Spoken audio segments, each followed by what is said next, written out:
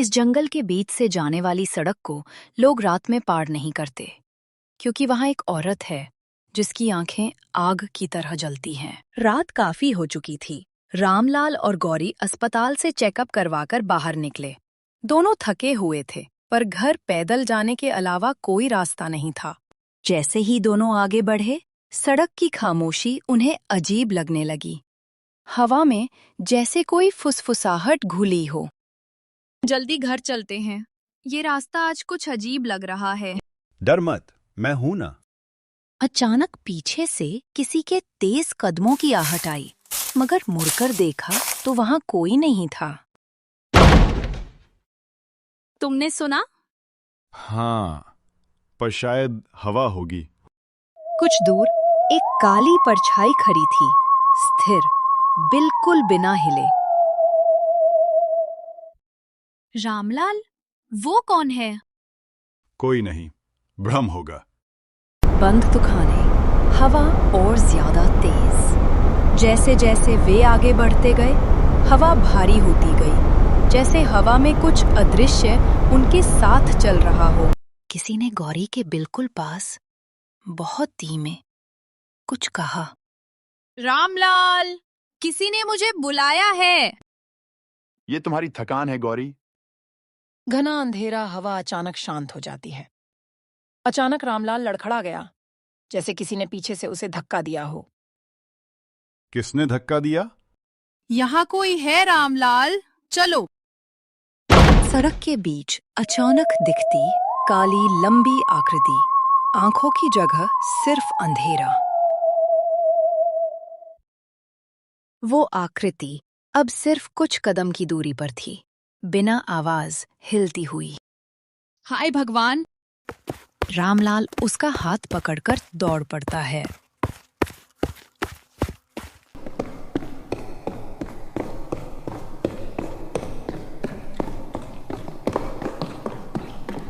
दौड़ते दौड़ते दोनों एक बंद गली में पहुंच गए।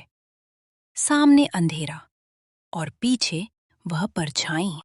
रास्ता बंद है। वो हमारे पीछे आ रही है। परछाई ने अपना सिर उठाया, आंखों की जगह खाली गड्ढे, आवाज जैसे कई लोगों की फुसफुसाहट एक साथ। छाया। तुमने मेरी मदद क्यों नहीं की? हमने क्या किया? हम तुम्हें जानते भी नहीं। 2 साल पहले इसी सड़क पर कोई गिरी थी। किसी ने मदद को पुकारा, पर कोई रुका नहीं। अचानक परछाई दोनों पर गिरती, चीखें गूंज उठी।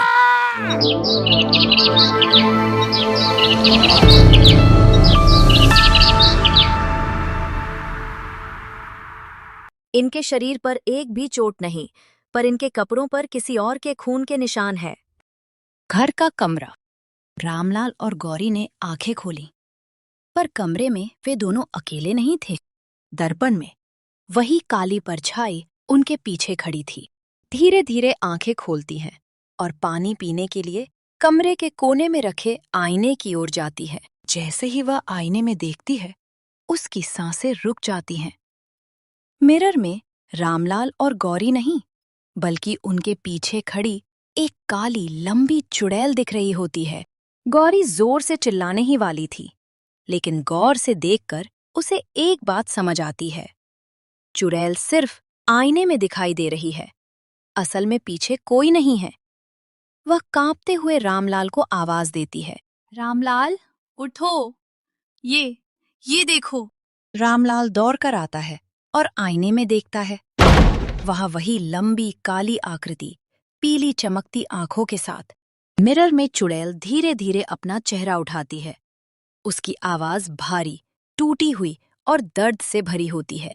तुम रुक सकते थे, तुम बचा सकते थे, मैंने मदद मांगी थी। गौरी की आंखें फैल जाती हैं। वो कांपते हुए पीछे हटती है।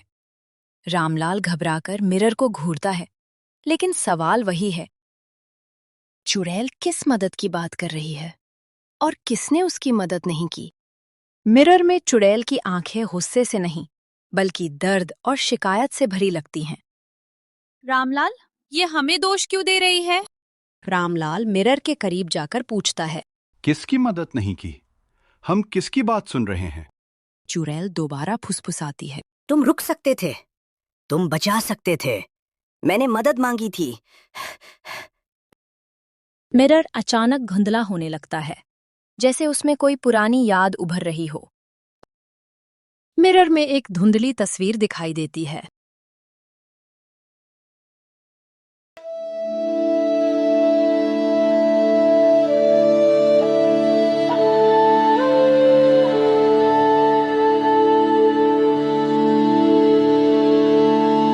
गौरी डरते हुए पूछती है, ये किसकी तस्वीर है?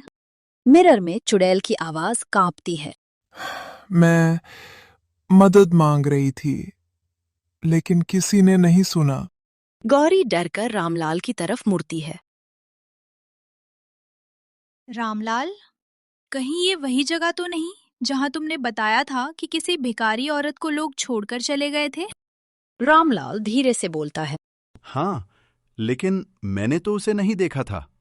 मैं तो उस दिन रास्ता बदलकर चला गया था।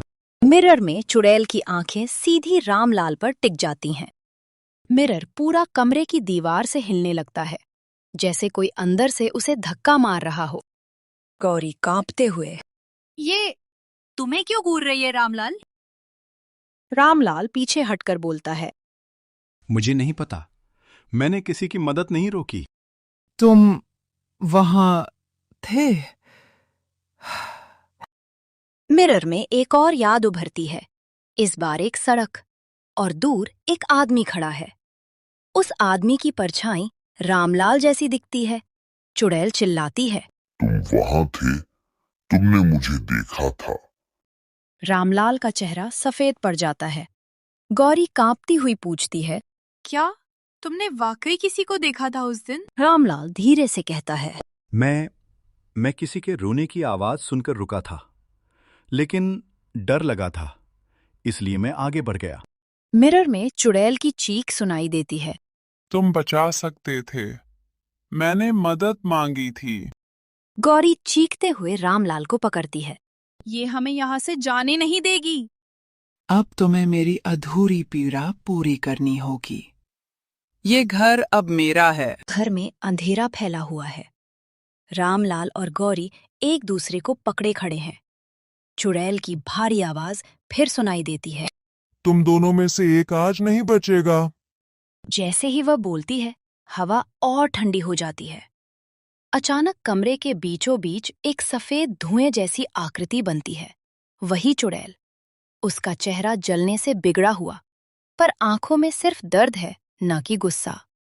रामलाल कांपते हुए आगे बढ़ता है। वो हाथ जोड़कर कहता है, मैंने गलती की थी, मैंने मदद नहीं की, मैं डर गया था। अगर तुम्हें शांति मिले तो मेरी जान ले लो, मैं तैयार हूं। नहीं रामलाल। चुड़ैल एक पल के लिए रुक जाती है। उसका गुस्सा धीरे धीरे कम होने लगता है। वो धीमी आवाज में कहती है, काश उस रात किसी ने मेरी तरह हिम्मत दिखाई होती। तुम में आज वो हिम्मत है, और मुझे बदला नहीं, शांति चाहिए।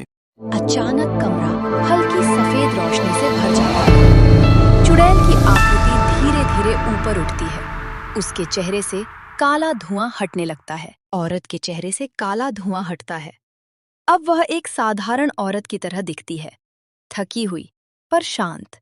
वह आखिरी बार देखती है और कहती है, अब मैं मुक्त हूँ। उसका शरीर धीरे धीरे रोशनी में बदलकर गायब हो जाता है।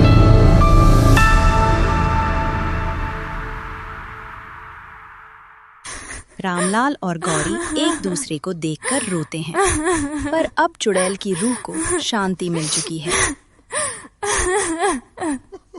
किसी की भी पुकार को हल्के में मत लो। कई बार एक छोटा सा कदम किसी की जिंदगी बचा सकता है। डर कर भाग जाना आसान है,